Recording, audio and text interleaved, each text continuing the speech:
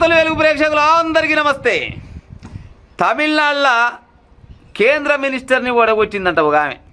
కేంద్ర మినిస్టరు ఏది మన తెలంగాణలో బండి సంజయ్ సార్ ఎట్లా ఇంకో గసబోయిడి సారేనంట. ఈయన కూడా ఈయన పేరు ఏం పేరు ఎల్ మురుగన్ అంట. ఈ మురుగన్ అంట ఆయనని ఈమె పేరు ఏం పేరు ఉండే ఈ మేడం పేరు కమలి. ఈ కమలి అంట ఆమె 15,000 ఓట్లు 15,000 ఓట్ల చిల్లర ఇంకా 15,000 చిల్లర ఓట్ల తేడాతోటి ఓడగొట్టిందట. స్కూల్ టీచర్ అమ్మ అంటే ఎంత జీతం ఉంటుందో సామకు నాకు తెలిసి అయితే 4-5 వేల కంటే కూడా. స్కూల్ టీచర్ అమ్మ కూడా జస్ట్ ట్యూషన్ చెప్తుందంట అంతే. ట్యూషన్ చెప్పే పంతులమ్మ కేంద్ర మినిస్టర్ని ఓడగొట్టిందంటే చూడరు. అదే మన దగ్గర అయితే అసలుకు ఈ స్కూలు మామూలుగా ట్యూషన్ చెప్పే పంతులమ్మ టికెట్ ఇస్తారా? కనీసం వార్డ్ నెంబర్ కానీ ఇస్తారా? ఆమె ఏం చేస్తుంది ట్యూషన్ చెప్పుకుంటాం ఆమె దగ్గర ఏమున్నాయి పైసలు ఆమెతో కాదు జర డబ్బులు చూడురి అంటారు. మన దగ్గర అయితే అక్కడ చూడురి.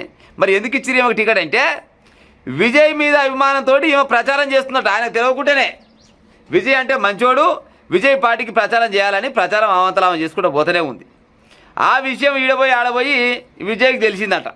విజయ్కి తెలియగానే అరే నా గురించి ఒక ట్యూషన్ చెప్పే టీచర్ అమ్మ పంతులమ్మ ప్రచారం చేస్తుందా, ఆమె ఎక్కడ ఆమె అడ్రస్ ఏంది లేకపోతే ఆమె ఏరియా ఏందని తెలుసుకుంటే అక్కడ ఎస్సీ అంట. ఆ నియోజకవర్గం ఎస్సీ కాన్స్టిట్యూన్సీ అయితే ఈమె ఎస్సీనేనట. చిన్నగా పిలిపించి మేడం మీరు చేసే సహాయం నాకు తెలియకుంటేనే నా గురించి చాలా రకాలుగా కష్టపడుతున్నారు మీరు అని నాకు తెలిసింది. నిజమేనంటే నిజమే సార్, మీ మీద అభిమానంతో ఇక నేను చేస్తూనే ఉన్నా అని చెప్పిందట. నీకు ఎమ్మెల్యే టికెట్ ఇస్తే చేస్తావా అని చెప్పిందట. ఆమె పర్సన్ అయిందట. నిజం జోక్ చేయకు సార్, నిజం చెప్పడం నిజంగానే ఎమ్మెల్యే టికెట్ ఇస్తే చేస్తావా అంటే చేస్తానదట. చేస్తే బీజేపీ పార్టీకి చెందిన ఆయన ఎల్ మురుగన్ అంట. ఆ ఎల్ మురుగన్ అంట ఆయన కేంద్ర మినిస్టర్ పదవి చేస్తే ఆయన మీద పోటీ చేయబెడితే ఏకంగా 15,000 ఓట్ల మెజార్టీతోటి గెలిచిందంట. చూడురి గట్లా ఉంటుంది చదువుకిచ్చే విలువ. పక్క రాష్ట్రాలలో గట్టుంటుంది. మన దగ్గర వాళ్ళని చదువుకున్న వాళ్ళు పోటీ చేస్తే గెలవని సారుల్లా బాగానే చదివింది ఏమ్మ తెలియలేదు ఏమి లేదు పసలేవి ఏమి లేదు బాగానే చప్పక మాటలు వస్తోడు గెలవాలి, పసలు పెడితోడు గెలవాలి, మందిని మూస్తోడు గెలవాలి అనే కాడికి మన దగ్గర ఉంటుంది. కానీ న్యాయంగా పోటీ చేస్తే అంటే కనీసం కూడా టికెట్ కూడా ఇయ్యరు మన దగ్గర. చైతన్యం అంటే ఎందుకంటే అక్కడ ఉన్నట్టు ఎక్కువ చదువుకున్న వాళ్ళు ఉన్నట. మన దగ్గర చదువుకున్న వాళ్ళ గద్యం ఉంది, చదువురానుల సంగతి గట్యం ఉంది. ఇంకా చదువుకున్న వాళ్ళకంటే చదువురానులే నయం. వాళ్ళని అంతో ఇంత ఆలోచిస్తారు. కానీ జోరుగా చదివిన ఆయన కూడా ఎన్ని పాయలు ఇస్తాడు మరి పలానా ఆయన పోటీలో ఉంటున్నట్ట పెడతాడా? గాయన కేంద్ర మినిస్టర్ పదవి చేసిండు, గాయన మీద గిన గెలుస్తాడే కనీసం డిపాజిట్ కూడా రాకపో మన దగ్గర అయితే. గసవంటి పదవి చేసిన వాళ్ళ మీద పోటీ చేస్తే సాధారణ పబ్లిక్ పోటీ చేస్తే కనీసం 100 ఓట్లు కూడా అయిపోయారు మన తెలంగాణ రాష్ట్రంలో అయితే. గాడ ఏకంగా 15,000 మెజార్టీతోటి గెలిపించారంటే చూడు. ఇది తమిళనాడు ప్రజలు ఎంత చైతన్యవంతులు. చైతన్యం మార్పు అనేది రావాలి. పైసలే ముఖ్యం కాదు. లేకపోతే అధికారం పవర్లో ఉన్నోళ్ళే అయితేనే మళ్ళీ కూడా గెలిచిన వాళ్ళకి మళ్ళోసారి అవకాశం అనేది ముఖ్యం కాదు.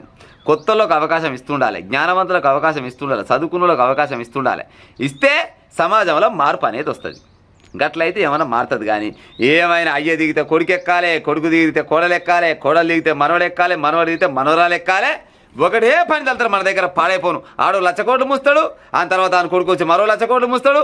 ఆయన కోడలు బిడ్డ మనవడు మనవరాలు దోసుకోరు, మీ ఇష్టం ఉంటే అంత దోసుకోరని ఎలక్షన్ల ముందర ఆడు బీర్ సీసాలు, కోటర్ సీసాలు, బిర్యానీ ప్యాకెట్లు, కోళ్ళు, మందు అన్ని రకాల చేపలతో సహా పెడితే గీడు మంచోడ్రా, గీడు ఆయమన్నోడు అబ్బా మంచిగా సప్లై చేస్తున్నాను అంటారు.